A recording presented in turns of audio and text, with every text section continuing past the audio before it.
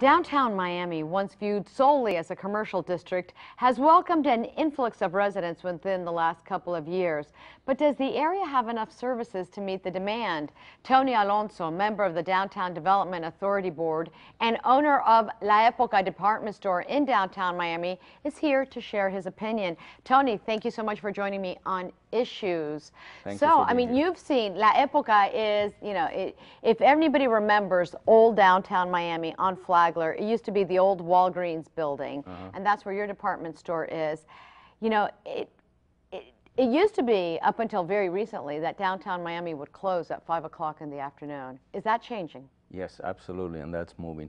And you mentioned my store. We've been in downtown Miami for 45 years, and we've actually reinvented it every 10 years.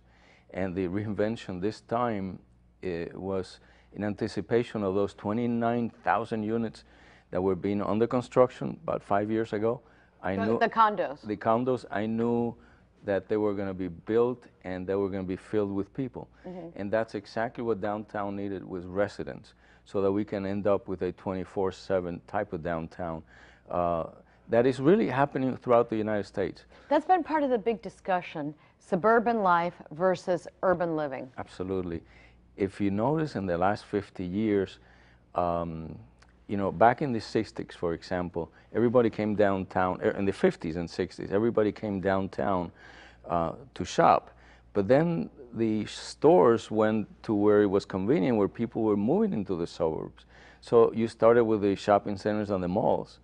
And those have really taken over a lot of the downtowns. And the downtowns throughout the United States, pretty much all of them died, about 20, because it was so decompressed. So why did everybody, why are people coming back? What's the draw to downtown lifestyle? There's two reasons, and one is the price of gas, the congestion, and the commute.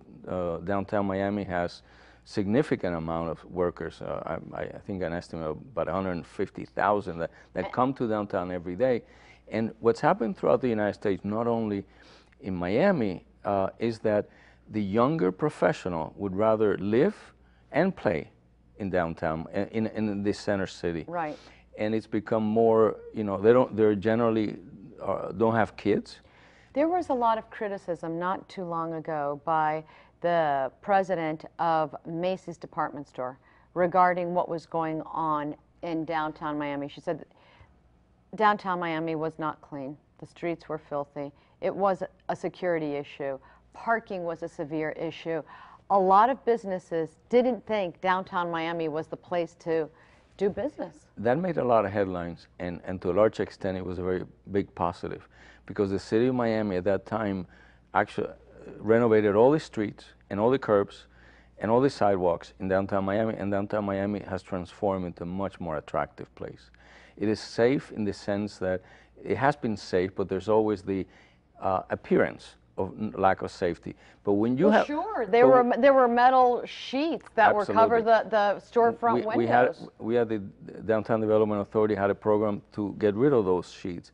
And now you see Flagler, all of them have see-through types of gates, which is attractive for pedestrians. There's a lot more people staying longer. Now that's a process that we have started, and we will continue to do that. What do you mean by a lot of people are staying longer? No, they're not going. They're not going home at 5 o'clock. Oh, they're staying to have dinner. Lots more restaurants. They're staying to go to the Performing Arts Center, so they go to a restaurant nearby.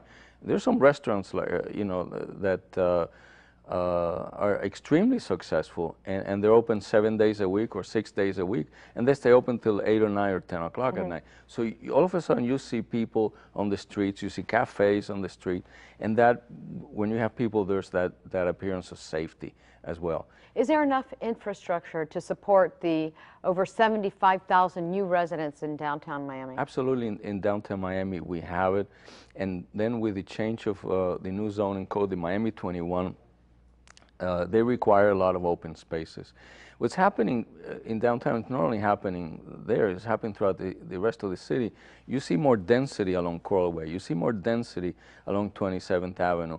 And that's because people want to be living in those areas. And as you get more density, you're going to support public transportation. Oh, God, hear much you. better. And Tony, all of that is an I don't even know what to tell you about it's an environmental agenda. The problems, if you see in this real estate bust, the biggest problems are those suburbs back near Homestead, where you have an hour and a half commute to come to the center city, and those are very tough. They have a very tough time. The only thing, Tony, if you'll pardon me, the only thing I'll quibble with you, it's not that there's been a lack of support for public transportation, it's just that the county hasn't managed the funds properly. Well, also it's very hard in Miami because the density per square mile of people that these routes serve is very, very low. But I don't know the exact numbers, but for example, if you have 100 residents per acre in the city of Miami, all of a sudden if you have 1,000 residents per acre, because you have now condos and you know, the route, it's going to be 10 times more traffic, more people that are bound to get it. And once you get the load factor in the transportation higher, then it starts making money. It's not losing money like it has been throughout the city. This type of development is really making history in the city of Miami, and it's changing Miami's history in a significant way. Miami, you are a Cuban American exile. You came here 45 years ago. For those of us who were born here, we know that Miami had a vibrant downtown area. That's come back, but the residential component didn't exist like it does today. No, but that was what was missing, and with those 29,000 units or more that actually got finished, there's an 85% occupancy in those. And whoever owns it, whether it's owned by an investor or a user or the bank, they're renting in order to make expenses because they cannot flip it. So that renter is the customer that Flagler Street has. Mm-hmm. And that's happening. Also, you have to realize it. In Dade County, we have to make a decision.